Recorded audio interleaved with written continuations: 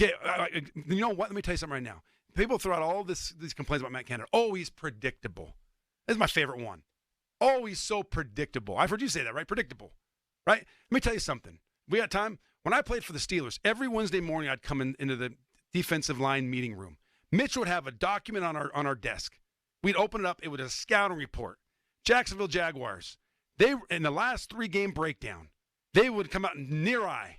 And near eye 14 times in our breakdown. 12 of those 14 times they ran the power O to the tight end. 2 of those times they ran the joker open, which means the counter back. So in the game. Did you know that, Ron? So in the game, you know when you come up and they're in near eye, they're running that power O. Now they may run the key breaker. Sure. So, okay, they run the power O. They're predictable. That's so lazy. No. If he's still going to run it and beat you. But what I'm saying is this. Hold on. What I'm saying is this. That is lazy reporting because if you're doing your homework as a coaching staff, if you're doing your homework as a player, you should know what play they're going to run by formation. When I came out in the defense and they came out in trips left and we were in a 3-4 defense, they can't run the ball away from the trips because they don't have enough hats to block the backside. They got to run. So I'm playing the closed. Oh, so when they run closed, they're predictable. When I play the Patriots, I knew when the tight end would motion in the backfield, he was going to wham trap me. I knew it. Oh, they're so predictable. That's lazy reporting. It's those guys doing their homework and those guys understanding that what they're going to run, their tendencies, and they have 1 or 2 plays that are key breakers. So this predictable thing to me is lazy. It's a storyline. But the point there was that your contention that the film doesn't lie. It doesn't. Well. You got to win. You got to win your matchups. Hold on. The truth is that you could watch it, and Merrill Hodge could watch it. 2 very astute football guys who have obviously come to completely different conclusions. So the film might not lie, but it can be interpreted very differently by smart former football players. But you can say this: he's predictable. Oh, he's a bad offensive coordinator. Last week when they beat the Raiders, everybody was giving him props. Matt Canada. Right. This week they struggle. Oh, he's horrible. But again, that's also former players. But what I'm saying is this. I'm not going to sit here and listen. Matt Canada. I'm not saying that he's the greatest offensive coordinator. I've said that many, many times.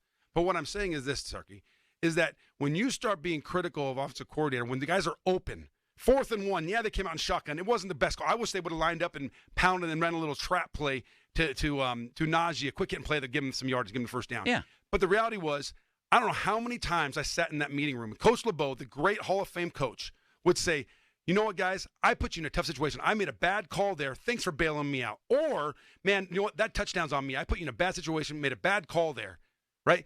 That wasn't the best call. But Kenny Pickett, if he slides up, steps up into the pocket, you have a crossing Connor Hayward. You hit him first down, right? So what I'm saying is you can argue all you want, but the plays are there to be made. They're not being made. It's not the execution is the problem. Ron, should I keep going here? Or are we done? The guy's gone 38 straight games with Ben, Trubisky, and Pickett, and has yet to get 400 yards in a game. Has yet to get 400 yards in a game. Ben in his prime or Ben in his last year? The only time that offense thrived was when Ben hung up the phone on him and just started winging it around. Against the Chargers, Ben's greatest quarterback against the Vikings. History, right? That was his last year of his career. Listen, I'm just talking facts. I'm not telling you I'm a fanboy of Matt Canada. Talking facts. I mean, the facts are Ben, one of the greatest quarterback in Steelers history. Hall of Fame first ballot, right? Yeah. So I want to make sure I'm clear there. Right. It was last year. We can all agree that he wasn't in his last year what he was in his prime, right? And so he had Ben's last year. He had Trubisky came in who was scared to throw the ball because he knew he had a short leash and he had a first rounder behind him. Right. And then he had a rookie. He's had a rookie, and he's had a guy who comes in this game, and he doesn't have confidence yet. So at what point are you accountable? I don't know, but what I'm saying, is it going to be 50 straight games without a 400-yard game? I'm looking at this objectively, not subjectively, right? The facts tell me this, that he got Ben in his last year. He got Trubisky who came in here who thought, and all of a sudden they drafted a first-round draft pick. Now he's thinking over his shoulder. You know your days are numbered when they draft a guy in the first round at your position. Well, hopefully someday they'll get him the perfect quarterback. No, I'm just saying. But at some point we got to stop saying, "Hey, it's Matt Canada." It's the sexy thing to say, "Oh, it's Matt Canada," rather than blame Kenny Pickett. And I'm not saying Kenny's going to be horrible. I'm just saying right now he's not playing great. Right? I don't. Yeah, we agree on that. Yeah, we agree on that. But what I'm saying is, I'm just trying to look at this thing, and everybody right away wants to jump on Matt Canada, including ex-players who watch a lot of film like you. Yeah, and you know what? But I just look at this thing and think, my approach is, I'm not going to attack a coach when guys are open and he's not hitting those guys, or he's not seeing those guys, or he sees in a fourth down, or he sees on a third and goal at the 5, and he's looking his left. He's got time. He's got Connor Haywood coming open in the back of the end zone, which a quarterback that is experienced would hit that guy. Ben would have hit that guy, and Connor Haywood in the back of the end zone, but he stares down Allen Robinson, who's double covered, and throws it out of bounds. If he would have sat there and threw the ball, that's what I'm talking about. It's those plays that are there that he's not making. 4th and 1, even though it's a bad call, you have a Connor Haywood. You have other plays that guys are open, and he's not hitting them.